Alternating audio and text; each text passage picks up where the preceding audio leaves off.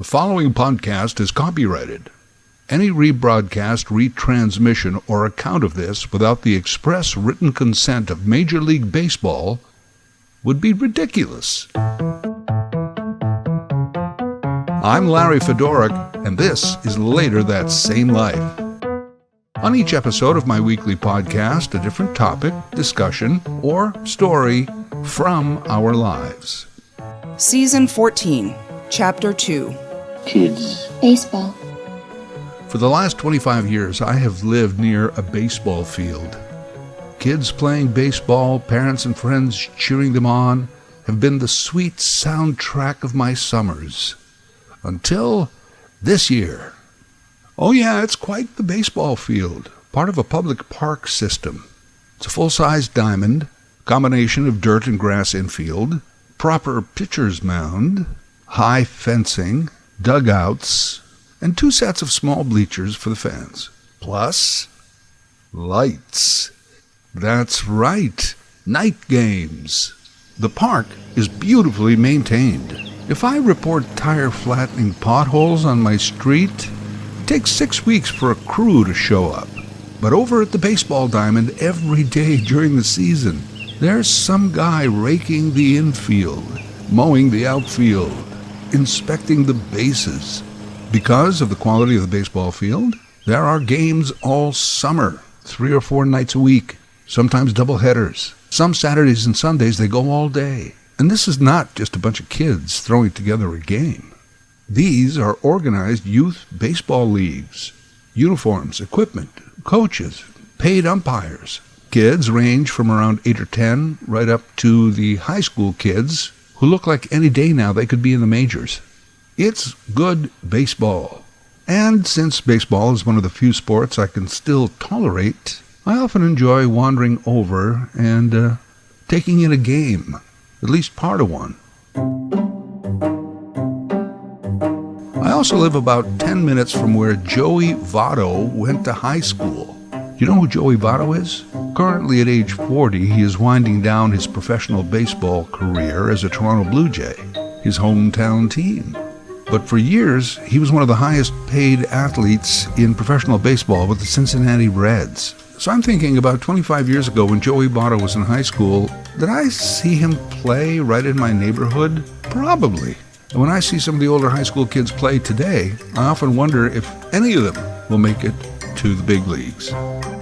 Side note fun fact, 25 years before Joey Votto attended that high school, one Stephen Harper attended the same high school. 10 minutes the other way on a nondescript city street is Stephen Harper's middle school. Neither educational facility has any flag, signs, or banners honoring the former student. But I did hear in the middle school there is a small Stephen Harper plaque. I think they named a staff washroom after him. Anyway, back to baseball, the game of our summers. Players are often referred to as the boys of summer, which reminds me it is still pretty much a male game. I know women play and that there is women's baseball, but really if a female shows any ability in the areas of throw, catch, hit, run, they are usually pushed and encouraged to play softball. Often that's all that's available. Odd if you think about it, especially considering the recent growth of women's sports, hockey, soccer, basketball. The recent Paris Olympics came this close to achieving complete gender parity across all fields of play. Baseball somehow remains male-dominated. Perhaps that is changing? I don't know. I don't see a lot of opportunities for young girls to join baseball leagues. And you need that so that in the coming generations, the game can grow. Then maybe someday a league of their own. Are you crying? Are you crying? There's no crying. There's no crying in baseball. There's no crying in baseball. No crying. Don't get me wrong, women play baseball. Where I live, we have an Ontario Women's Baseball League, and it's one of the oldest in Canada. On their website, they only list 3 teams. But really anywhere in the world where organized baseball is played, you will find a women's league. Major League Baseball has over 24 women currently coaching in the field or in player development. women, and baseball. It's not unheard of. I'm just saying it is yet to achieve the levels of women in hockey, soccer, and basketball. In North America, the four major sports, at least for the time being, are basketball, football, hockey, and baseball. Interesting when you consider this. Among those sports, there are different systems for the better players to keep on playing and move up the ranks. In basketball and football, you mostly play in high school. If you are good enough, you get courted by colleges, where you up your game so that you get drafted by the pros and sign a big lucrative contract. In basketball, the Kobes and LeBrons of the world skip the middleman and go from high school right to the pros. Those kind of players are few and far between. In football, no one ever goes from high school to the big teams. You need those college years. In hockey and baseball, conversely, you rarely play for a high school. Most schools don't even have those programs. Show skills in some of those sports, and you don't really get a call from colleges. Granted, some colleges do have those sports, but they're mostly intramural. No, in hockey and baseball, colleges are rarely part of the process for making it to the pros. In hockey and baseball, the good players move on to junior leagues, which means the kid has to leave home, move to a small town, and hope for the best. Junior hockey is really big in Canada. In the U.S., baseball has A-leagues, AA, AAA before the bigs, and that's a lot of rungs on the ladder. This makes baseball especially unique, because you almost never see high school phenoms until they've lived and played in Mudville, Hicktown, Springfield, or Poughkeepsie. To get to the Yankees or Dodgers, you might have to play for the Biscuits, the Yard Goats, or the Blue Wahoos. By the way, do yourself a favor and look up the Savannah Bananas, some great YouTube videos. Many of these minor league teams are the lifeblood of small communities. There's a bit of that going on in hockey in Canada, but really, the whole vibe is unique to baseball. By my way of thinking, this is also unique to baseball. The concept of a team sport. Baseball is called a team sport. I get that. There are teams. We support our team. But is it really a team sport? In sports like basketball, soccer, hockey, American football, pretty much all players on the field of play have to move and work as a cohesive unit. They all have to be in sync at once in order for success. In baseball, you could theoretically play an entire game without once ever having touched a baseball, and still win, by the way. Before anything can happen in baseball, there's a pitcher, catcher, and a hitter. Baseball, more than any other so-called team sport, depends on the accomplishment of one person, and often only one person at a time, if you even have a hope for a victory, right? If I'm a pitcher about to throw a ball, I don't care if the center fielder is on his game today. Not really. I'm not even thinking about him. I care nothing about him until I fail at my job and the batter hits the ball to center field. Then it's about his individual performance. Baseball is not so much a team sport as it is a series of individual efforts. Think about this. When you're up to bat in baseball, your team is on offense. So then the other team is playing defense. This makes it 1 against 9. 9 different people strategically placed so that you, the hitter, don't succeed. That hardly seems fair. If you manage to load the bases, it's still 4 against 9. No wonder most baseball games are low-scoring affairs. The game favors defense.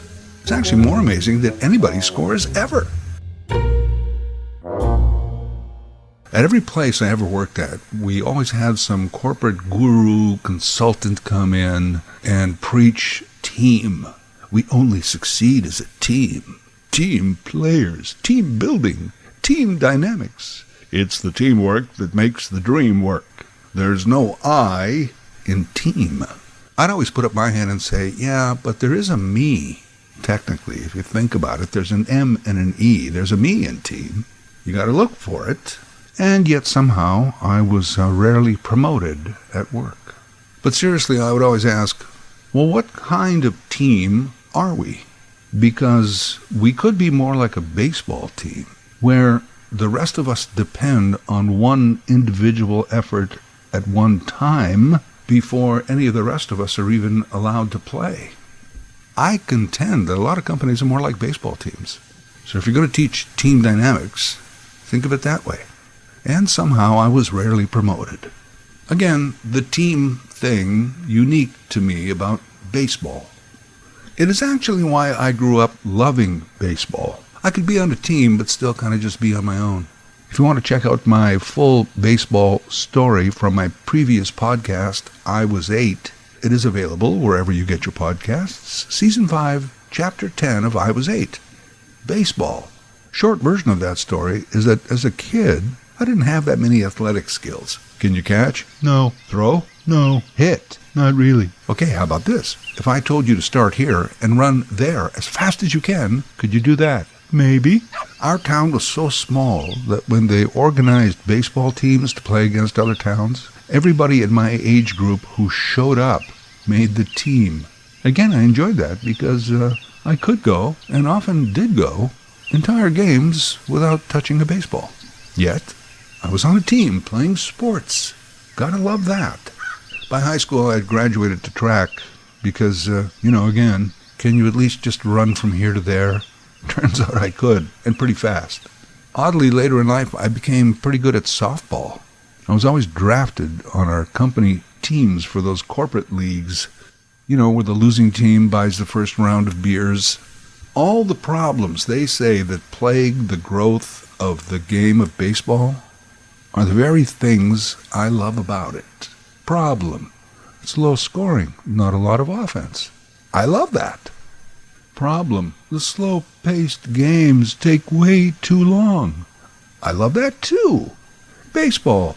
This is where you can watch an entire hour of a baseball game, drift off, nap for like an hour and a half, wake up, and still watch the last few innings. In some games, so could the right fielder. Another problem. Too much inventory. In other words, there's a lot of games, so a lot of TV to buy and a lot of stadiums to fill. Hockey season is like 80 games. Basketball, about the same. Football season, 16 or 17 games. Baseball, 162. At the pace of baseball, why not play as many games as you can? Do several per week. Only in baseball do they still sometimes play 2 games in one day. Of course you can. It's baseball. At least half of your team will expend minimal effort most of the time. Most players don't even get their uniform dirty. I don't know, did you even break a sweat? Do I even need to launder your jersey before the next game? Still smells downy fresh to me. I guess it's because of the baseball snail pace that baseball seems to be the biggest game of stats, right? It doesn't take that much to follow the action. I use that term loosely. So you have lots of time to keep numbers and statistics and figure them out. Baseball has always had the best stats. Most hits by a left-handed batter facing a right-handed pitcher after a rain delay during a home game. First Latino player to steal 3 bases during Game 2 of a World Series. Well, the only pitcher to throw a no-hitter and a one-hitter during the month of August, west of the Mississippi, since 1964. Analytics are a big part of professional sports now, especially since we have machines to crunch all that data. But it's no surprise to me that all that started in baseball. Baseball kept track of all these numbers. I would change 2 things about professional baseball. 1, get rid of the umpires. What? Yeah, their job is easily replaced by tech, cameras, computers. And people say, yeah, but, you'd lose some of the human factor. Well, guess what? You know the humans that I actually came to see? They are not the umpires. They are the players. And what I would like is the most fair and accurate calls for those humans. Best thing about sports, the athletes. The worst thing, the officials. Secondly, the designated hitter rule, the DH. American League has it, the National League does not. That's silly. Here's how you solve it. Both leagues would have it, but you are only allowed 2 DH at-bats per game. The first time you replace a batter with a designated hitter, that original player does not have to leave the game. But the second time, they do. Not bad, huh? What do you think? They should try that. Why not just try it? They never try anything. Okay, I said 2, but I actually have a third one. But it's a little bit out there. If it's bases empty and batter up and the batter hits a ball, he's allowed to choose which direction he wants to run, towards first or third. No one would know ahead of time until the ball was in play. Okay, let's say he runs to third. Well, the throw out first base rule would still apply. If he's safe, then every batter after him has to run in that direction, and everybody has to try and get home clockwise instead of counterclockwise, the usual way. If the base is empty during an inning, well, that next batter again gets to choose. I know it's a little goofy, but I just thought it might be interesting and really mix up the game. Players would really have to be on their toes. So I do watch much less sports than I ever used to. But when I do, my pick is usually baseball, especially since I have access to some pretty good games right down my street, even under the lights. Some days I don't even wander over to the field. I just open a few windows and let the sounds drift in on the summer breeze, the kids, the parents, the coaches, the crack of the bat. Well, there's no crack of the bat. As you may know, at this level they use metal bats. It's more of a toink of the bat. Doesn't sound quite as poetic, does it? The toink of the bat. But the toink has become part of the soundtrack, except this year. Yeah, there's still loads of toinks, but there's added sounds now, and they're aggressive, disturbing even. First of all, the teams have these complicated chants that they yell out prior to a game, and it's far beyond go team or 1, 2, 3, 4, who are we for? They sound more like hip-hop lyrics.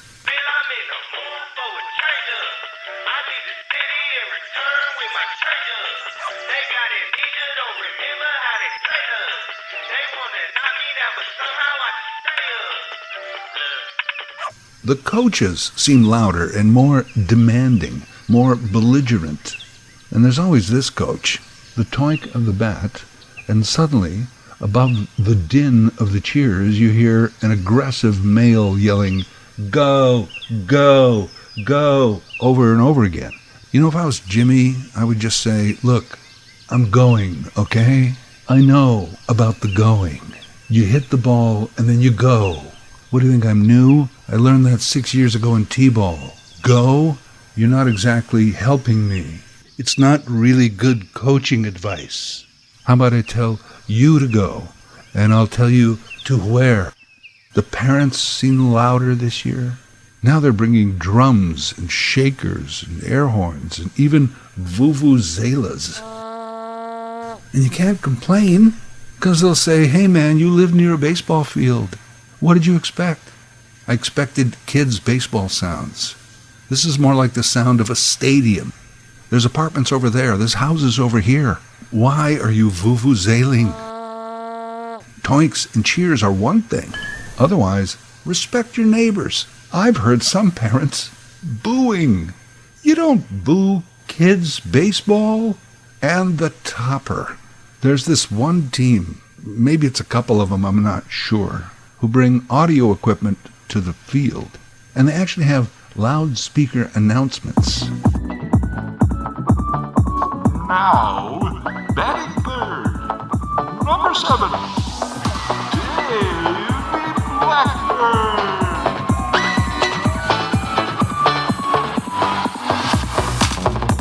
And then the kid has his own play-on music, just like in the pros. Hey, it's kids playing baseball. I can almost guarantee you that stadium experience was not a 10-year-old's idea. It was one of the dads. One of the dads who said, "Hey, wouldn't it be neat if..." Batting fourth. The bucolic sounds of baseball, gone after 24 years, replaced by the season of unrealistic expectations placed on kids. Is that really why you signed your kid up for sports? You know, in my day, and I'm not saying it's better or worse, I'm just saying in my day, we played sports so that we didn't have to hang out with our parents. Mom and Dad, love you, you're great, but I'm doing this for me now. And if you're going to show up, you can clap and say yay, but how about you do it if I get on base instead of just showing up to bat? Today they got this big build-up for these kids. And then what if they don't succeed? Bigger build-up, usually bigger disappointment. And remember, it's baseball. 9 against 1. Chances are you won't succeed. And by the way, it's against the law in my city to have any amplified electronic sound in a public park. But what are you going to do, call the cops? Is it an emergency, sir? Oh, I'll say, these kids today and their music. You can call a bylaw officer, but they take at least 2 days to show up about a complaint. I know baseball is slow, but the game might be over by then. I guess I could go down there and talk to one of those hostile, belligerent, macho coaches, but I fear that one of the first sounds I'll hear is a toink, and then when I come to, followed by a paramedic asking me if I know what day it is while he patches up my noggin. And then if I do go down there, then I become this guy trying to stop kids from playing baseball. He's a grumpy old man. I will say that a lot of these parents and coaches living vicariously through their kids, they do seem to be the exception. Every once in a while, there's still just the sounds of neighborhood baseball games, which does in fact give me a sense of community, and that I live in a place where this can happen, and that not all kids today spend all their time with their faces buried in a screen. I could be reading too much into it. My message to those other so-called adults, look, chances are you forgot why your kid should be part of a sports program. No matter what play-on music you choose, no one on your team is going to be Joey Votto. At best, one day they will be on demand on their corporate softball team. So, act accordingly. Later That Same Life is written, voiced, and produced by Larry Fedoruk. LarryFedoruk37@gmail.com. Subscribe to Larry's podcast YouTube channel. Get automatic notifications with each new episode.